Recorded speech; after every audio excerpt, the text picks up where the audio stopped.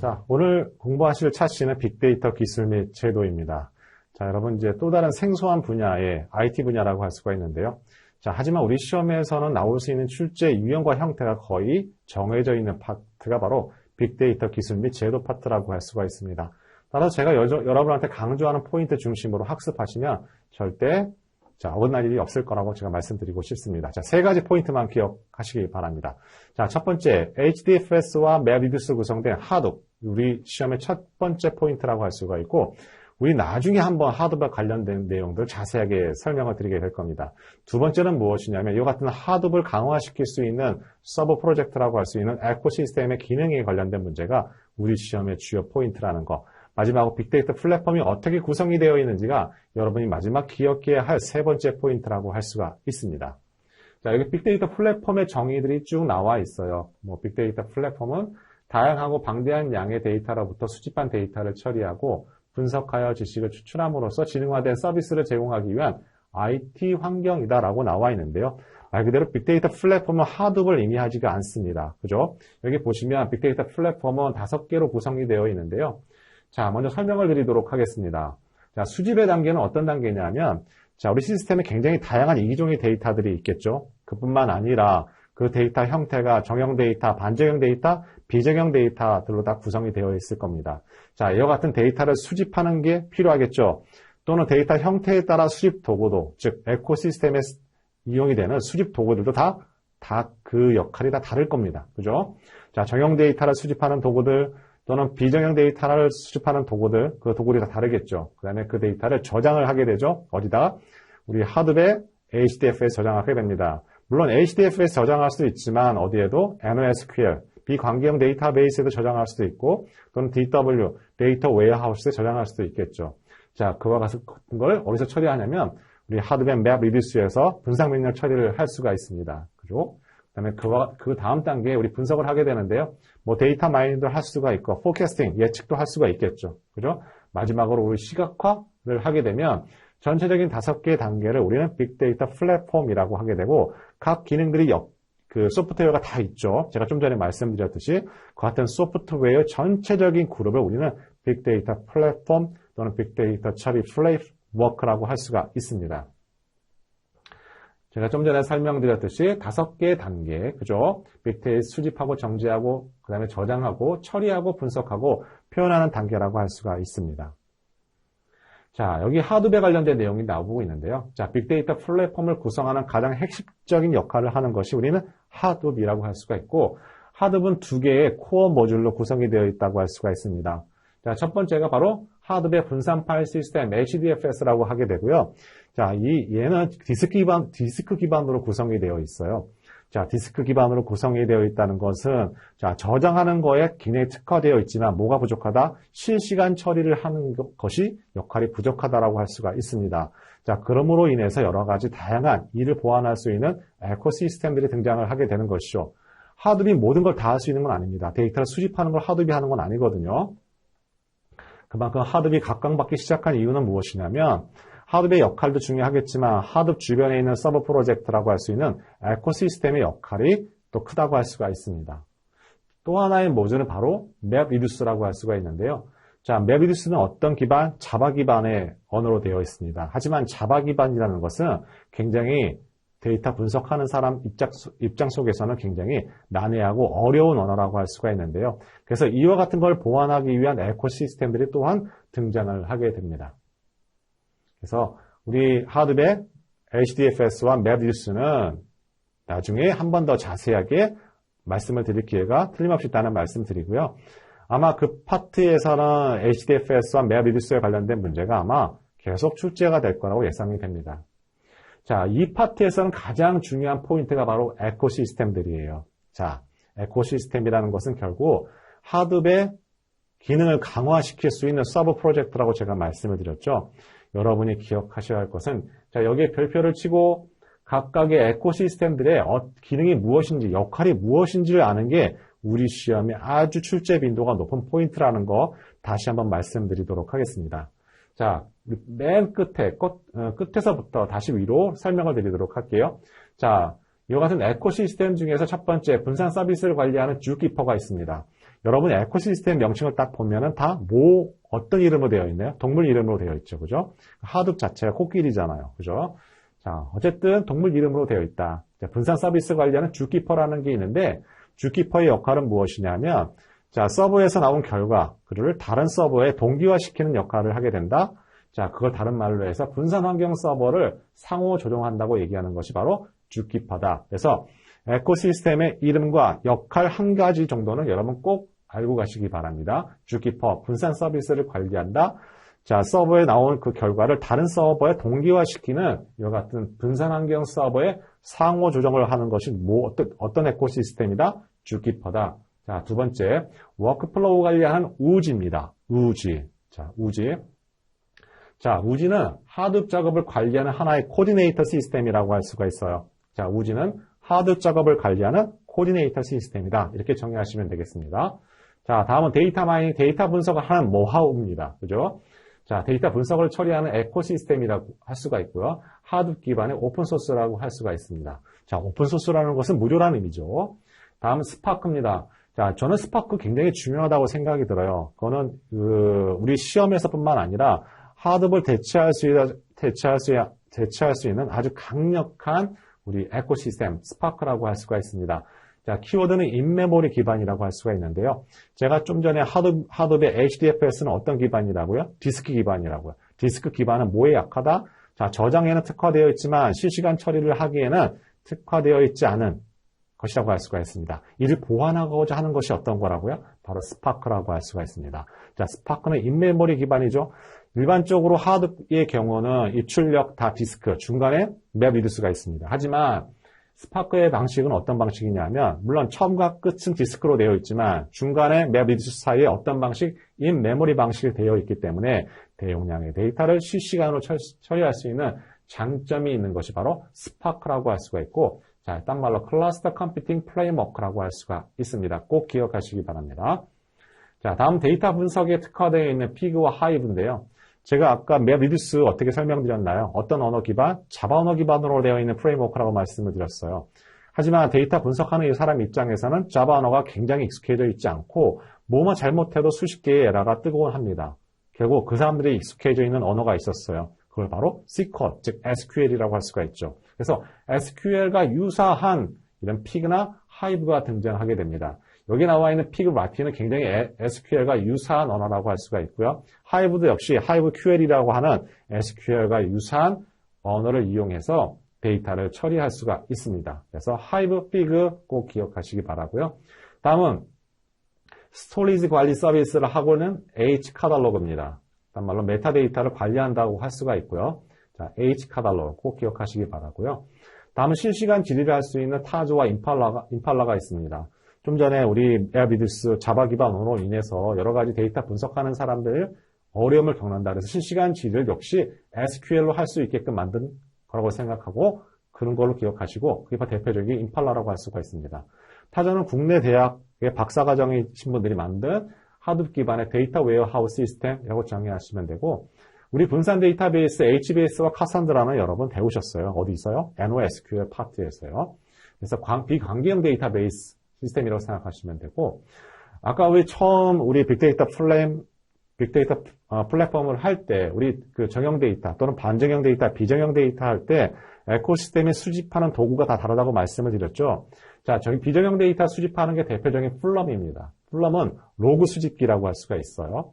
그 다음에 스크라이브, 척화 등이 있습니다. 그죠? 그럼 여러분이 비정형 데이터 수집하는 에코시스템에 뭐가 있지? 플럼, 스크라이브, 척화 등이 있다고 할 수가 있고요. 출제 패턴은 여러 가지 할 수가 있습니다. 좀 전에 말씀드렸듯이 비정형 데이터 수집 도구 앞에 정형 데이터 수집 도구를 껴넣는지 그런 형태로 해서 출제 문제가 나올 수도 있고 각 기능들을 물어보는 에코시스템의 역할을 물어볼 수도 있습니다. 또 정형 데이터 수집 대표적인 게 스쿱과 하요가 있습니다. 그죠? 그래서 이와 같은 걸 정리하시는 게 우리 이 파트에서는 굉장히 중요한 포인트다.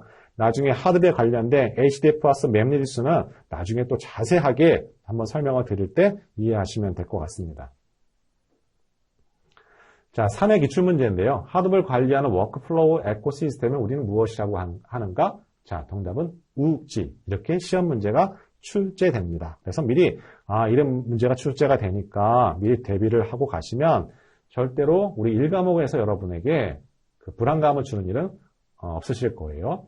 자, 이와 같은 빅데이터 플랫폼 구성들을 보면요. 다양한 이종의 데이터들이 있어요. 소셜 데이터, 센서 데이터, 이미지 데이터들이 있고 그 데이터를 HDFS, MapReduce라는 하드웨어를 기반으로 해서 주변에 에코시스템이 만들어지게 되고 그와 같은 시스템을 통해서 데이터 분석을 하고 결과론적으로 예측을 하고 분석을 하게 되는 하나의 모형도라고 할 수가 있습니다.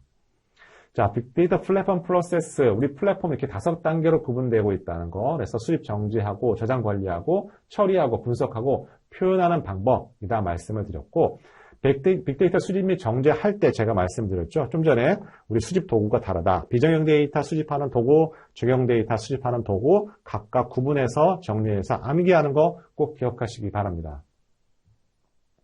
자, 나머지는 크게 의미가 없습니다. 앞에서 어느 정도 언급이 됐고요. 제가 말씀드렸던 내용들을 하나씩 정리를 하시면 되겠습니다. 자, 하드웨어에서 나오는 분산 병렬 처리란 말이 자꾸만 나오는데요. 자, 여러분 어떻게 이해하시냐면 싼 컴퓨터를 우리 포도송이처럼 서로 쫙 연결시켜서 하나의 컴퓨터로 사용한다고 생각하시면 됩니다. 그죠? 그러면 일단은 저장 쪽에 특화되어 있는 프레임워크라고 생각하시면 돼요. 아무래도 실시간 쪽에는 약할 수밖에 없습니다. 자, 에코시스템의 정의에 관련돼서 나와요. 자, 에코시스템이라는 것은 어떤 것이냐면, 자, 하드웨어 비즈니스에 효율적으로 적용할 수 있도록 다양한 서버 프로젝트를 제공을 하게 됩니다. 이러한 서버 프로젝트가 바로 상용화되면서 우리는 하드웨어 에코시스템이 구성이 되어 있고, 분산 데이터를 저장하기 위한 HDFS와 MapReduce가 하드 코어 프로젝트에 속하고 나머지는 모두 하드웨어 서버 프로젝트라고 할 수가 있습니다. 그래서 우리 시험의 포인트는 여기에 나와 있는 에코시스템의 기능, 다시 한번 강조드리지만 기능을 알고 있느냐 모르고 있느냐 문제라고 할 수가 있고 다음 문제에는 스코피 나올지 처거가 나올지 또는 H카다로가 나올지 피그가 나올지 하이브가 나올지 또는 타조가 나올지는 누구도 예상할 수가 없지만 그 중에서 나올 거라는 건 저는 예상할 수가 있습니다. 자, 이와 같은 맨 마지막에 그래서 빅데이터 분석을 이제 하게 되죠. 그죠? 그리고 시각화를 하게 됩니다. 자, 그래서 여러분에게 꼭 기억해야 할 출제 포인트 2가지가 있다면, 자, 빅데이터 플랫폼의 프로세스 순서도 중요하지만 가장 중요한 거는 에코시스템의 기능, 역할이라고 할 수가 있고, 그 안에 그 에코시스템의 기능 역할에는 여러 가지 의미가 담겨져 있어요. 하드웨어의 약한 점, 취약점이 무엇이고, 그래서 이런 에코시스템이 개발이 되어 있다는 것도 여러분 확인하실 수가 있으니까요. 그죠? 이 2가지 포인트 여러분 꼭 기억하시기 바랍니다. 자, 빅데이터와 인공지능입니다. 자, 빅데이터와 인공지능 파트에서는, 자, 인공지능이라는 개념이 무엇이고, 그 안에 속한 부분집합이라고 할 수 있는, 자, 머신러닝은 어떻게 분류하는지가 우리 시험의 출제 포인트라고 할 수가 있습니다. 자, 인공지능의 정의부터 알아보도록 할게요. 자, 인공지능의 정의는 학자들마다 다양하게 정의되고 있는데요. 자, 이걸 종합해보면, 인지나 추론 등을 통한 학습과 문제 해결 등의 인간의 사고 능력을 기계적으로 구현해 자동한 시스템을 의미한다고 할 수가 있고, 자, 인공지능이라는 용어는 우리 1950년대 다트머스에 의해서 처음 사용하게 됩니다. 그리고 1980년대 전문가의 지식을 논리적인 규칙으로 생성해 특정 영역에 대한 사람의 질문에 답할 수 있는 전문가 시스템, 즉 엑스퍼트 시스템의 인공지능에서 부상을 하게 되고요. 결정적으로 2000년도 12년에 제플린 힌튼 교수에 의해서 이미지넷이라는 우리 그 이미지 경진대회에서 딥러닝 알고리즘을 활용해 우승하면서 인공지능의 각광을 받기 시작을 하게 됩니다. 자, 다음은 인공지능의 분류라고 할 수가 있는데요. 자, 인공지능의 분류는 강한 인공지능과 약한 인공지능으로 분류할 수가 있습니다. 즉, 인간의 어떤 역할까지 가능하냐에 따라서 분류라고 할 수가 있고, 자, 사람과 같은 지능을 할 수 있는 강한 인공지능, 자, 스트롱 AI의 경우에는 추론과 문제 해결, 판단, 계획, 의사소통, 자아의식 같은 역할을 할 수 있는 인공지능의 개념이라고 할 수가 있고, 약한 인공지능이라는 것은 특정 문제를 해결하는 지능적 행동, 사람의 지능적 행동을 흉내낼 수 있는 수준의 지능이라고 할 수가 있습니다. 이걸 weak AI라고 할 수가 있습니다. 자, 인공지능의 역사, 물론 다 알고 계시면 중요하겠지만 여기서 중요한 2가지, 3가지 키워드만 여러분 알고 가시면 될 것 같아요. 자, 첫 번째 1960년대 우리 퍼셉트론이라는 신경망 모델이 등장하게 되는데요. 자, 이 퍼셉트론은 한 가지 문제점이 있었어요. 어떤 문제점이 있었냐면 우리 XOR의 문제를 풀 수 없게 됩니다. XOR의 문제는 무엇이냐면 자, 우리 대각선으로는 플러스고 역방향 대각선으로는 마이너스가 있어요. 서로 한 개의 라인을 거서 분류하는 문제라고 생각하시면 되는데요. 도저히 분류를 할 수가 없는 거예요. 두 개의 집단을. 자, 설명을 드리면 자, 여기 세모가 있고 여기 네모가 있어요. 자, 이걸 라인을 거서 두 개의 집단, 자, 세모는 세모끼리, 네모는 네모끼리 분류해야 되는데요. 자, 이와 같은 문제를 퍼셉트론을 하지 못하게 됩니다. 그래서 굉장히 침체의 길을 겪게 되고, 자, 여러분이 중요한 키워드가 있는데요. 자, 이와 같은 문제를 해결할 수 있는 것들이 바로 두 가지 키워드가 있는데요. 그것이 바로 다층 퍼셉트론과 자, 역전파 알고리즘이라고 할 수가 있어요. 자, 이 두 가지 포인트는 나중에 여러분 인공신경망 할 때 그때 언급이 되기 때문에 제가 잠깐 설명드린 겁니다. 그래서 두 가지만 기억하시면 될 것 같고요. 자, 나머지는 그냥 한번 읽어보시면 될 것 같습니다. 자, 인공지능의 기술이 쭉 있어요. 탐색, 자, 문제의 답이 될 수 있는 것들의 집합을 공간으로 간주하고 문제에 대한 최적의 해를 찾기 위한 공간을 체계적으로 찾아보는 것, 또 뭐 지식 표현이 있고, 자, if then이라는 것은 어떤 규칙을 아는 거죠. 나중에 여러분 연관규칙 학습을 배우실 텐데요. 자, A를 사면 B를 산다라는 하나의 규칙이라고 할 수가 있습니다. 다음 추론은 가정이나 전제로부터 결론을 이끌어내는 것, 또는 기계학습, 머신러닝 파트가 있을 수가 있고요. 자, 이렇게 기술 여러 가지 말씀드릴 수 있지만 크게는 우리 인공지능 세 가지 분류할 수 있습니다. 기호 AI라고 할 수가 있고, 좀 전에 기호나 규칙 기반을 하게 되는 것들, 그 다음에 연결 AI, 우리 인공신경망 기반으로 하는 것, 그리고 마지막으로 통계 AI, 통계적 기반으로 하는 AI로 나눌 수가 있습니다. 자, 우리 시험 문제에서는 중요한 것이 아니기 때문에 이런 것 기술이 있구나라고 생각하시면 되겠습니다. 자, 우리 시험 문제에서는 이게 중요하다고 할 수가 있어요. 자, 우리 머신러닝의 알고리즘에 대한 분류 한번 정리하도록 할게요. 우리 1과목에서 우리 머신러닝 이 파트 굉장히 그 출제비는 높다고 할 수가 있고요. 자, 우리 시험에서는 지도학습, 비지도학습, 강화학습 또 하나 플러스 알파가 있다면 준지도학습에 관련된 정의를 하시는 게 중요하고요. 문제 패턴은 우리 앞선 2회, 3회차 했던 지도학습 관련된 문제가 나왔어요. 앞으로는 아마 비지도학습 또는 강화학습, 준지도학습에 관련된 문제가 등장할 거라고 예상할 수가 있습니다. 자, 먼저 지도학습과 비지도학습을 구분하는 것부터 정리해보도록 할게요.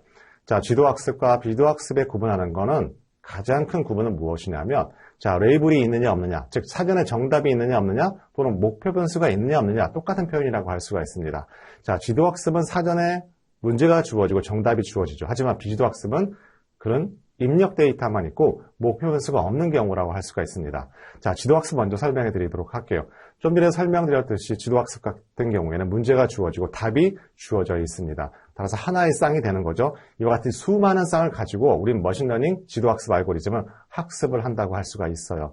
그래서 새로운 입력 데이터가 들어왔을 때 우리는 그것을 분리로 하는 문제냐 또는 예측값을 정하게 되는 회귀의 문제냐에 따라서 분류할 수가 있습니다. 자, 비지도학습 같은 경우 좀 전에 말씀드렸듯이 입력 데이터만 주어져 있어요. 라벨 값이 없습니다. 따라서 입력 데이터만 가지고 어떤 패턴을 분석해서 군집을 만들게 되죠. 그래서 비지도학습의 대표적인 방법으로서 우리는 군집 분석이 있다고 말씀드릴 수가 있습니다. 또 하나 강화학습이 있는데요. 자, 지도학습과 비지도학습으로 할 수 없는 이런 태스크 1등에 이용하는 것이 바로 강화학습이라고 할 수가 있습니다.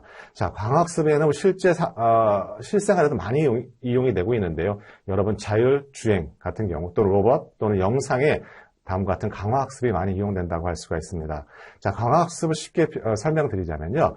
자, 어떤 이론적인 상태가 있고 그거에 대한 임의의 행동, 액션이 있다고 할 수가 있어요. 이것이 하나의 쌍으로 되어 있고 그에 대한 보상이 있다고 말씀드릴 수가 있습니다. 예를 들자면 어떤 상태에서 어떤 행동을 했을 때 정말 이득이 되는 것이었다라면 수치적으로 나타나게 돼요. 반대로 어떤 상태에서 어떤 행동을 했을 때 오히려 손해가 발생하게 된다면 그건 마이너스 값으로 나타낼 수가 있습니다. 자, 이와 같은 학습 방법을 우리는 강화학습이라고 할 수가 있고요. 강화학습의 대표적인 사례라고 할 수 있는 아기의 걸음마일 수가 있습니다. 자, 아기는 처음 걸음마를 배울 때 굉장히 불안정하고 자세가 굉장히 불안정하고 걷기도 굉장히 힘들죠. 하지만 이와 같은 스테이트, 이론 상태와 학습, 액션을 통해서 우리는 보상이라는 학습을 하게 됩니다. 그래서 이렇게 하면 걸음마를 잘 걸을 수가 있구나. 또 안정화되고 또 걸음걸이도 빨라지게 되죠. 자, 이와 같은 경우가 대표적인 강화학습의 대표적인 사례라고 할 수가 있습니다. 여기에 또 추가적으로 여러분 준지도 학습이라는 걸 하나 학습하셔야 되는데요. 자, 준지도 학습이라는 것은 지도 학습과 비지도 학습이 서로 혼용되어 있는 상태라고 생각하시면 되는데요. 예를 들자면 우리 지도 학습할 때 데이터가 라벨 값이 있다고 말씀드렸고 비지도 학습에 라벨 값이 없다고 말씀을 드렸잖아요. 자, 이런 데이터가 서로 혼용이 되어 있습니다. 그럼 준지도 학습은 어떻게 학습을 하느냐? 자, 입력 데이터와 라벨 데이터를 가지고서 학습을 하게 되고 거기서 얻어낸 학습 효과를 우리는 라벨이 없는 비지도 학습에 있는 데이터, 샘플 데이터를 학습하는 방법이라고 할 수가 있습니다. 좀 더 쉽게 설명드리자면 여러분 나중에 심신경만 가시면 개인이라는 알고리즘, 대표적인 준지도 학습하는 알고리즘을 학습을 하실 텐데요. 자, 어떤 사례가 있냐면 여러분 해안선에 가면 우리 군인들이 있죠. 군인들이 저기 멀리 떨어져 있는 배가 아군의 배인지 적군의 배인지를 판별할 필요가 있겠죠. 그죠? 근데 기존에 있는 고기잡이 배는 워낙 데이터가 많기 때문에 저 배가 고기잡이 배인지 아닌지 금방 학습시킬 수가 있습니다. 하지만 군함 같은 경우에는 굉장히 소수잖아요. 그죠? 그래서 이게 아군인지 또는 우리 군인지 적군인지 판단하기 상당히 어렵습니다. 자, 이럴 경우에는 우리는 준지도 학습을 이용할 수가 있는데요. 대표적인 GAN이라는 우리 알고리즘을 이용하게 됩니다. 자, 얘는 어떻게 학습을 하냐면요. 기존에 있는 데이터가 있어요. 우리 아군에 대한 데이터죠. 자, 그 데이터를 가지고 학습을 합니다. 근데 숫자 굉장히 적잖아요. 그죠? 그래서 그 아군에 있는 데이터를 학습을 하되 굉장히 다양한 제너레이터가 만들어지는 이미지상을 만들어 놓고 학습을 하게 됩니다. 자, 군함이 있으면 옆에서 찍고 위에도 찍고 아래서 찍고 여러 가지 이미지들을 만들어낼 수가 있죠. 자, 이와 같이 라벨이 없는 형태로 해서 라벨이 있는 형태의 학습을 하고 돼서 다양한 이미지가 만들어지고 그 이미지가 결국 라벨이 없는 데이터라고 할 수가 있어요. 자, 이와 같은 형태의 학습을 하게 되고 최종적으로 자, 적군이 왔을 때 그것이 아군함인지 적군함인지를 판단한 알고리즘이라고 할 수가 있습니다. 자, 우리 시험에서는 머신러닝의 알고리즘의 분류 굉장히 중요하고요. 자, 정의 문제가 중요하다고 할 수가 있어요. 지도학습, 비지도학습, 강화학습, 플러스 알파, 준지도 학습까지 여러분이 어떤 정의를 내리시는 게 자, 중요한 출제 포인트라는 거 다시 한번 기억해 주시기 바랍니다.